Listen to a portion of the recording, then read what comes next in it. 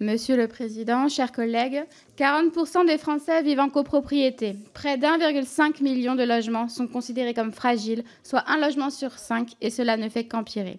Les copropriétés construites entre les années 50 à 80 représentent un peu moins de la moitié du parc et nécessitent des réinvestissements lourds, entre 40 et 70 milliards d'euros pour les 10 années à venir, selon une étude de l'ANA.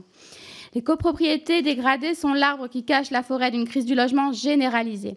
Le prix des loyers a connu une hausse ininterrompue depuis 40 ans. 5 millions de personnes sont en attente d'un logement social, alors que 3 millions de logements vacants en France ne sont toujours pas réquisitionnés. 12 millions de personnes souffrent de précarité énergétique.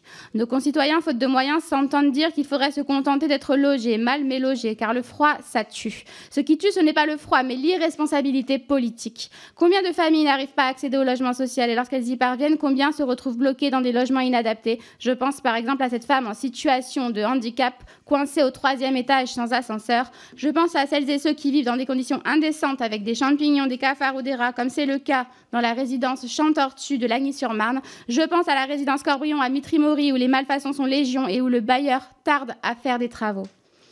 Votre projet de loi se focalise sur de nouveaux moyens techniques et juridiques qui peuvent être utiles, mais les procédures et dispositifs envisagés nécessitent d'y allouer des moyens humains et financiers, ce que le texte ne prévoit pas.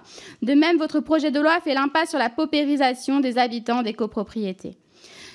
Je ne m'étonne pas que votre texte soit si peu ambitieux. Vous vous êtes illustré avec une loi qui criminalise les locataires en difficulté, n'est-ce pas, Monsieur le Président ou Monsieur le futur ministre? On ne sait pas très bien en quelle qualité vous êtes là aujourd'hui. D'ailleurs, dans cette situation opaque de confusion entre l'exécutif et le législatif, nous refusons d'examiner votre texte. Vous qui bafouez sans cesse la démocratie, apprenez le caractère précieux de la séparation des pouvoirs.